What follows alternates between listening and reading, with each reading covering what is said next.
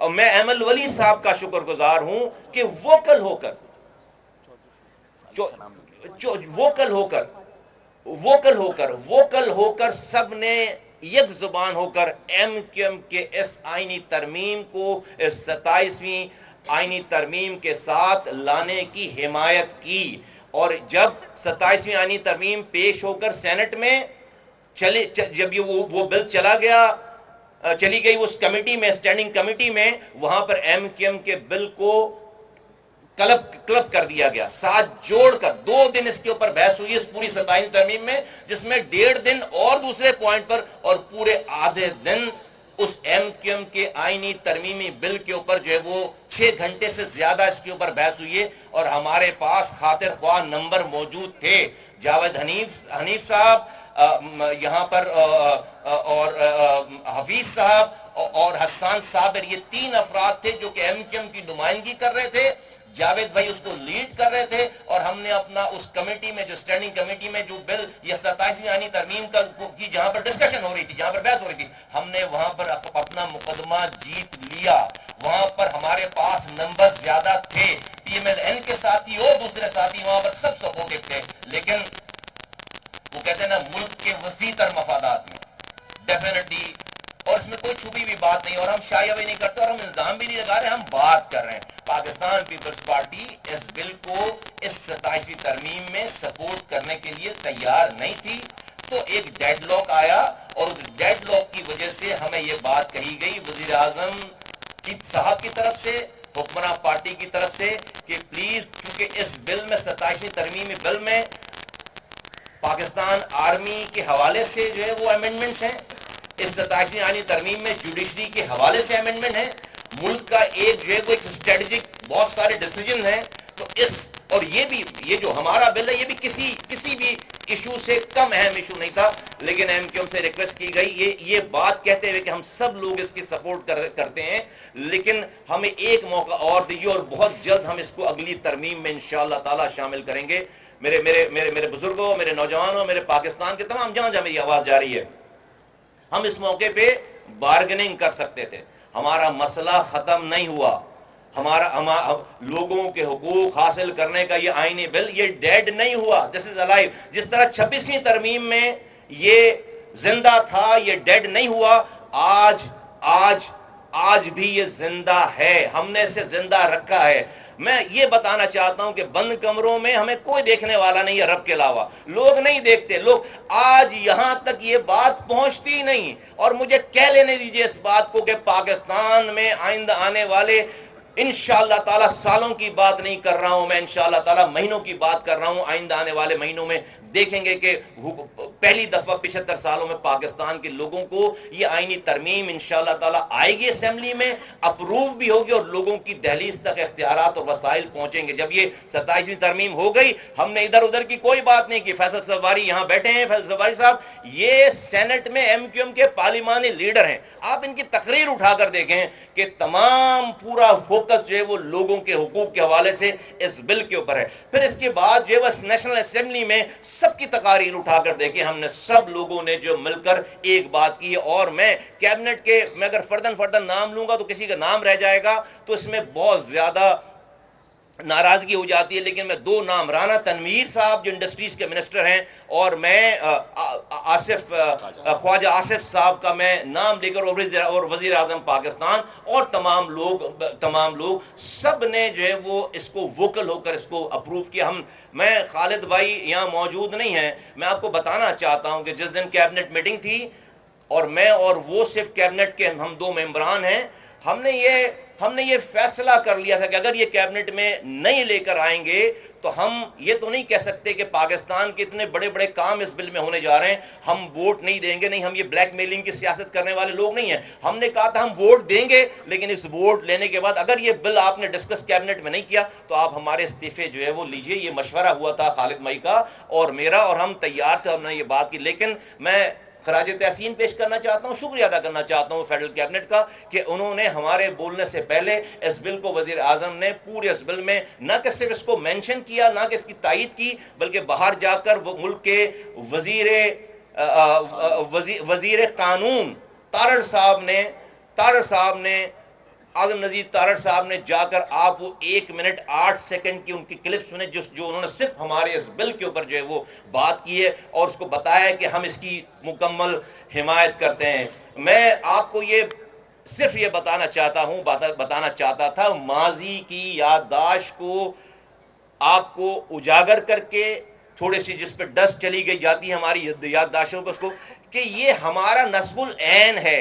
ہاں ہماری کارکردگی شاید ویسی نہیں ہوگی لیکن میں گارنٹیڈ کہتا ہوں اب تو پاکستان کے سب لوگوں نے یہ اس بات کا برملا اظہار کر دیا کہ اگر لوگوں کے حقوق کی کوئی بات کر رہا ہے اب یہ بل کوئی بھی اپروو کرے یہ بل ایم کیو ایم کا ہی کہلائے گا.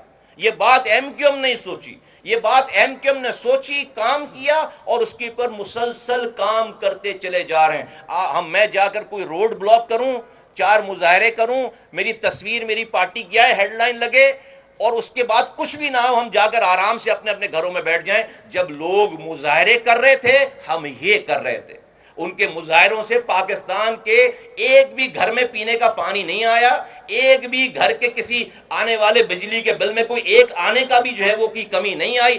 ہم نے پاکستان کے لوگوں کا مقدمہ آج پاکستان کے ایوان بالا پاکستان کے بچے کو رٹا دیا ہے. اور سو مچ سو آپ ہماری کامیابی دیکھیے کہ یہ پاکستان کا سب سے بڑا صوبہ ہے پنجاب, اس نے اب سے چند ہفتے پہلے یہ اپنی اسمبلی کے اندر جہاں پر ساری پارٹیز موجود ہیں انکلوڈنگ پیپلز پارٹی, انہوں نے یہ متفقہ طور پر یہ قرارداد منظور کی ہے. میں وزیر اعظم میں وزیر اعلیٰ پنجاب میں ملک احمد خان صاحب جو کہ اسپیکر ہیں اور احمد اقبال جو کہ احسن اقبال صاحب کے صاحبزادے ہیں, میں اور تمام پنجاب اسمبلی کا میں شکریہ ادا کرتا ہوں. ایم کیو ایم کا جو آئینی ترمیمی بل ہے پنجاب کی اسمبلی نے منو ان وہی ریزولوشن اپنے یہاں پاس کر کے ہمارے بیسیکلی ہماری آئینی ترمیم کے اوپر یہ مہر ہے, مہر.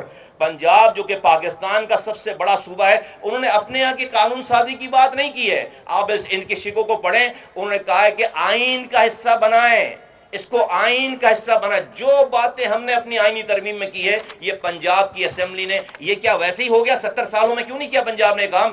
یہ ایم کیو ایم کے اس تحریک کو چلانے کی وجہ سے ہوا ہے, یہ ایم کیو ایم کے اس مسلسل جدوجہد کرنے کی وجہ سے ہوا ہے. اور پھر یہ تو ہو گئی اب تک کی بات. میں آپ کے سامنے اور اس کے بعد شاید بہت زیادہ بات نہ ہو, میں چند گزارشات کرنا چاہتا ہوں ان لوگوں سے جو یہ کہتے ہیں کہ بھئی اس کی کیا ضرورت ہے, یہ کیوں ہونا چاہیے. میں آپ کو یہ بتانا چاہتا ہوں, میں اگر بلوچستان سے شروع کروں کہ کیوں ضروری ہے, میں بلوچستان سے شروع کروں کہ کیوں پاکستان میں مقامی حکومتیں کیوں ضروری. آج بلوچستان میں, اور معذرت کے ساتھ بتا دوں یہ ایڈمنسٹریٹو میٹر اب نہیں رہا اور نہ اب یہ ایم کیو ایم کا میٹر رہا ہے. میں آپ کو یقین کے ساتھ کہتا ہوں کہ پاکستان کی بقا کا مسئلہ ہے, پاکستان کی سیکیورٹی کا مسئلہ, نیشنل سیکیورٹی ایشو ہے. کیسے کہہ رہا ہوں نیشنل سیکیورٹی ایشو ہے؟ بلوچستان میں آپ جائیں, جب ہماری پاک فوج جو نیشنل ایکشن پلان ہے ان کا 10 سال پہلے والا 15 سال پہلے والا, جب وہ اپنی ساری KPIs کو ڈسکس کرتے ہیں ہماری میٹنگوں کے اندر, بتاتے ہیں کہ فوج نے کیا کچھ کر لیا, اسی KPIs میں ایک پوائنٹ یہ ہے کہ جو منتخب نمائندے ہیں وہ اپنے اپنے علاقوں میں جا کر لوگوں کے کام کریں گے. جب اس کی باری آتی ہے اور بلوچستان کی باری, میں بلوچستان کی مثال دوں, اب بلوچستان میں جو منتخب نمائندہ ہے MNA, اس کا جو حلقہ ہے وہ اگر اپنے حلقے میں ایک کونے سے سفر شروع کرے تو اپنے ہی حلقے کے دوسرے کونے میں 3 دنوں کے بعد پہنچتا ہے, گاڑی پہ, پیدل نہیں, 3 دنوں کے بعد پہنچتا ہے. 3 انٹرنیشنل, ایک حلقے میں 3 انٹرنیشنل بارڈر لگتے ہیں ان کے, ایک MNA کے حلقے میں. کیسے ایک MP اپنے حلقے میں سفر شروع کرے 24 گھنٹے میں پہنچتا ہے؟ کیسے, how on this earth this is possible کہ ایک MNA اور MP تمام علاقوں کی میں رہنے والے لوگوں کی ضروریات کو پورا کر سکے؟ جبھی لوگ اپنی نا محرومیوں کو نہ دیکھتے ہوئے اور اس کے اوپر تنگ آ کر آج جو وہ پہاڑوں پر بندوق لے کر جو وہ جا رہے ہیں, لوگ دھرنوں میں بیٹھ رہے ہیں.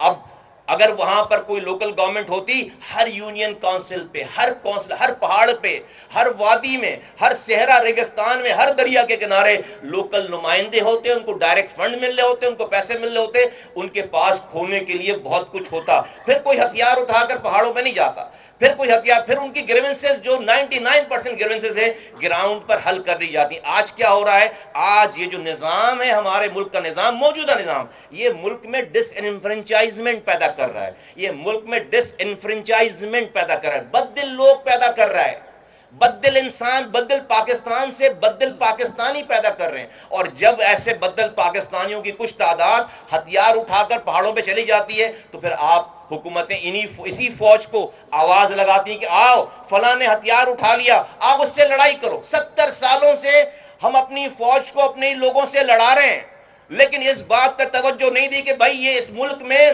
ہم نے نظام کون سا بنا رکھا ہے جس کی وجہ سے اتنے بدل لوگ پیدا ہو رہے ہیں، اس کو ایڈریس نہیں کر رہے. This is the mother of all evil. یہ جو نظام ہے، اس نظام میں ہم یہی کرتے رہیں گے، لوگ بدل لوگ پیدا ہوتے رہیں گے اور ہم اپنی فوج کو انگیج کرواتے چلے جائیں گے. تو میں پاکستان کی فوج کی قیادت کو آواز لا کے کہنا چاہتا ہوں کہ یہ میرا مسئلہ ایم کیو ایم کا مسئلہ نہیں ہے، یہ پاکستان کی سیکیورٹی کا مسئلہ ہے. یہ کبھی بھی ہم کیوں لوگوں کو جو ہے وہ ہم بزن کر رہے ہیں. پاکستان کے آج کے نظام میں وفاق سے صوبوں کو ڈویزیبل پول کے نام پر، این ایف سی ایوارڈ کے نام پر سارا پیسہ صوبوں کو مل جاتا ہے 18ویں ترمیم کے بعد، اور وہ صوبوں میں وہ 18ویں ترمیم کے بعد وہ سارے چاروں وزراء اعلیٰ کے پاس وہ پیسے، اختیار، وسائل آ کے وزیر اعلیٰ ہاؤس میں پارک ہو جاتے ہیں.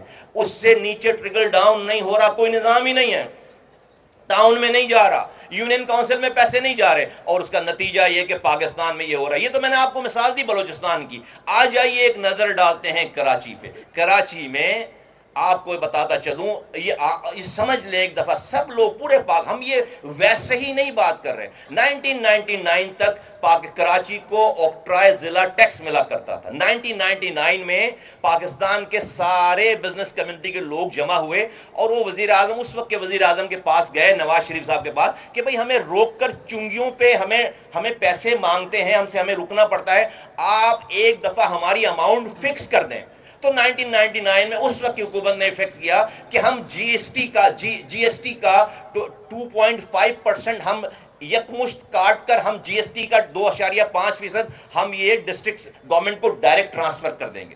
یہ 1999 سے ڈائریکٹ او زی ٹی کا پیسہ جو ہے وہ ڈسٹرکٹ گورنمنٹس کے اکاؤنٹ میں آتا تھا. 2006 میں جو گورنمنٹ آئی اس نے کہا نہیں، یہ ڈسٹرکٹ کے جی ایس ٹی کے 2.5% نہیں، اب ہم کیا کرتے ہیں کہ جو ہمارا جی ڈی پی ہے اس کا 1/6 جو ہے ہم ڈائریکٹ ٹرانسفر کریں گے ڈسٹرکٹس کو. 1/6 of entire G D P, 1/6 of entire, یہ ڈائریکٹ ٹرانسفر ہوتے تھے پیسے. یہ او زی ٹی اوکٹرائے ضلع ٹیکس کے پیسے یہ ڈائریکٹ ٹرانسفر ہوتے تھے پاکستان بھر کے تمام ڈسٹرکٹ گورنمنٹس کے اکاؤنٹس کو انٹل 2010 میں جب یہ 7واں اور 3 مد میں 4 مد میں لیکن 3 مد بہت ضروری ہیں جو میں آپ کو بتانا. کراچی کو پیسے کیسے آتے ہیں؟ ایک تو میں نے یہ بتایا آتے تھے، اب نہیں آتے، بتاتا ہوں میں.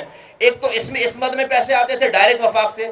پھر جو ہمارا سیس ہے، infrastructure development cess, I D C کہتے ہیں، انفراسٹرکچر ڈیولپمنٹ سیس، جو کہ کراچی پورٹ پر پیسے لیے جاتے ہیں. یہ کس کام کے لیے جاتے ہیں؟ کہ شہر سے جو ٹریفک گزرتا ہے اس سے جو انفراسٹرکچر ڈیمیج ہوتا ہے، اس انفراسٹرکچر ڈیمیج کے پیسے لیے جاتے ہیں سارے ٹریفک سے. وہ پیورلی سارا پیسہ جو ہے وہ کراچی کا 200 ارب روپے اس سال کراچی کے نام پر جاؤ، 1 روپے نہیں. بتا تیسرا مت، آپ این ایف سی ایوارڈ لیتے ہیں، نیچے پروونشل فائنانس کمیشن ہی نہیں ہے، نیچے پی ایف سی ایوارڈ نہیں ہے، نیچے اگر آج اس وقت آج کی پاپولیشن کے حساب سے، جو کہ صحیح نہیں ہے، کراچی کی پاپولیشن سندھ کی پاپولیشن کا 37.8% ہے، تقریباً 38% ہیں.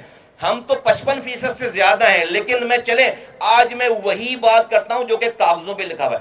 37.8% کراچی کی آبادی ہے سندھ کی آبادی کا. تو ہمیں جی ڈی پی سے وہ حصہ، ہمیں پروونشل اے ڈی پی سے وہ حصہ ملنا چاہیے، پروونشل فائنانس کمیشن سے وہ حصہ. اگر یہ ہمیں یہ حصہ ملے 372 ارب 372.7 ارب ہمیں اس سال ملنے چاہیے تھے. کیونکہ ہماری جو پروونشل اے ڈی پی ہے وہ 1018 ارب روپے کی پروونشل اے ڈی پی ہے. اس سال کی جو پروونشل اے ڈی پی اس کا جو ہے 37.8%، وہ 372.7 ارب روپے بنتے ہیں. 200 ارب روپے بنتے ہیں ہمارے آئی ڈی سی کے، سیس کے، جو پورٹ میں ہمارے نام پہ جمع ہو رہا ہے، اور او زی ٹی کے، جو کہ او زی ٹی ہے ہمارا، جو کہ فکس ڈائریکٹ ٹرانسفر ہے، جس کو آپ کہتے ہیں فکس ڈائریکٹ ٹرانسفر. یہ کہلاتی ہے DRGO. اس نام پہ جو ڈائریکٹ ٹرانسفر پہلے ہوتا تھا، جو کہ پورے ملک کے جی ڈی پی کا 1.6 ہے، یہ اماؤنٹ بنتی ہے تقریباً 222 ارب روپے. وفاق نے دے دیے ہیں صوبوں کو، لیکن یہ جو کیچ ہے وہ کیچ ہے کہ پہلے وفاق ڈائریکٹ ڈسٹرکٹ کو پیسے دیتا تھا. 7ویں NFC ایوارڈ میں 2010 میں سارا ہمارا پیسہ یکمش کر کے صوبے کے وزیر اعلیٰ کو دے دیا گیا کہ بھئی یہ بانٹ دینا. وہ نہیں بانٹ رہا، یہ ہے مسئلہ، وہ نہیں بانٹ رہا. تو 200 اپنے میئر کو بھی نہیں دے رہا. 200 ارب روپے سیس کے اس سال، 377 ارب روپے PFC اگر ہوتی تو اس کے ملتے، اور ہمیں 222 ارب روپے ہمیں اس او زی ٹی کے ملتے.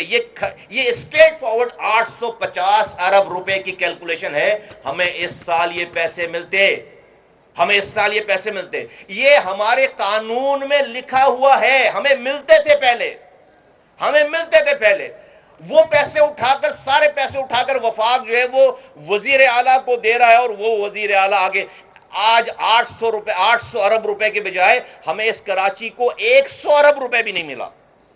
100 ارب روپے بھی نہیں ملا. اور اگر پچھلے 17 سالوں کی کیلکولیشن کرو تو کراچی کو 3000 ارب روپے کا نقصان ہوا ہے. 3000 ارب، یہ کراچی والوں کا نقصان ہے صرف.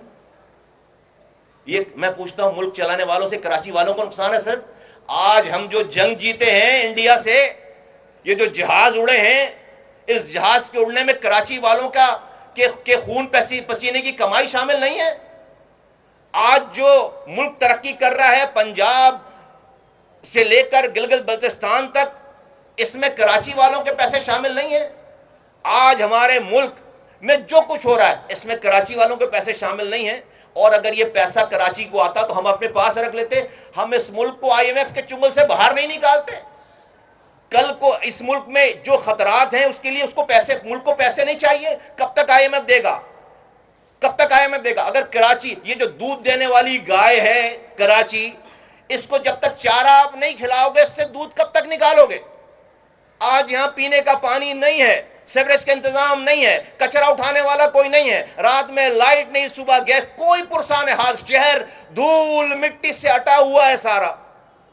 اس لیے اس آئینی ترمیم کی ضرورت پڑی ہے. میرے پاکستان کے، میری ماؤں، بہنوں، بزرگوں، کوئی شوق نہیں ہے، صرف اپنے حقوق. جو یہ لوگ کہتے ہیں کہ بھئی یہ تو صوبائی مسئلہ ہے. میرا سوال ہے پھر، یہ اگر صوبائی، صرف صوبائی مسئلہ ہے، لیکن صوبے بھی کسی آئین کے تحت چل رہے ہیں نا. یہ صوبوں کو یہ اختیار دیا کس نے؟ آرٹیکل 140A نے. وہ آرٹیکل 1، اگر صوبائی سے مسئلہ ہے تو آرٹیکل 140A پاکستان کے آئین میں کیا کر رہا ہے؟ وفاق میں کیا کر رہا ہے؟ آرٹیکل 140A کیوں پڑا ہوا ہے ابھی تک؟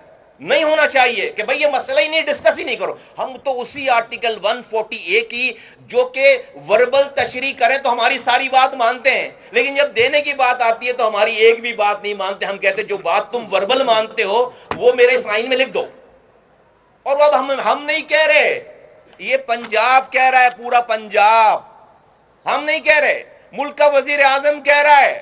ہم نہیں کہہ رہے، پاکستان کی فیڈرل کیبنٹ کہہ رہی ہے. ہم نہیں کہہ رہے، پاکستان کے کیبنٹ کے وزیر کہہ رہے ہیں، اور اپوزیشن میں بیٹھی ہوئی پارٹیاں کہہ رہے ہیں. میں MQM کو خراج تحسین پیش کرنا چاہتا ہوں، داد دینا چاہتا ہوں، کارکنوں کو داد دینا چاہتا ہوں. تمہاری جد و جہد کی وجہ سے آج ملک بھر میں کے کونے کونے میں جو لوگ ہمیں جانتے بھی نہیں ہیں، ان کے بھی ڈور اسٹیپ پہ اختیارات اور وسائل ان کی اپنی حکومتوں کی چنگل سے چھڑا کر ہم تمہارے ڈور اسٹیپ پہ دینے جا رہے ہیں. اس میں MQM کے علاوہ کوئی اور دوسرا نام ہی نہیں ہے. تو آج یہ ہماری جد و جہد کی وجہ سے اللہ کا شکر ہے. میں نے آپ کو بتایا نہیں، دکھائی بات کہ کب سے شروع ہوئی ہے بات.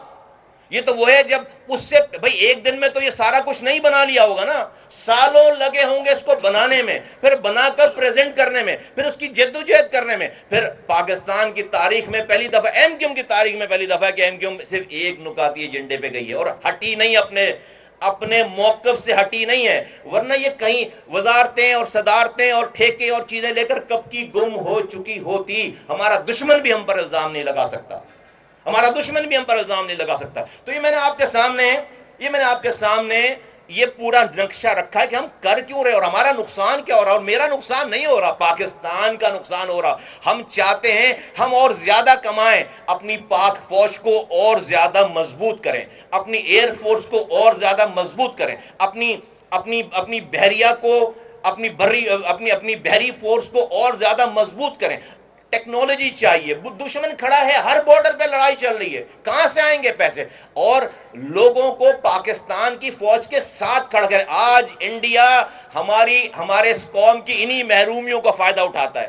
آج جو اس نے پروکسیز بنا رکھی ہیں، خدا کی قسم یہ کسی دروازے سے، کسی گٹر کے کھلے ہوئے ڈھکن میں اس کے بچے کے گر جانے کی وجہ سے شروع ہوتی ہے، کسی کے گھر میں پانی نہ ملنے کی وجہ سے شروع ہوتی ہے، کسی باپ کے سامنے اس کے بچے کو اسٹیشن پہ سرکاری اسپتال میں تڑپ تڑپ کر مرنے کی وجہ سے شروع ہوتی ہے. اس محرومی سے پاکستانیوں کو اس کوگمائر سے نکالنا ہے.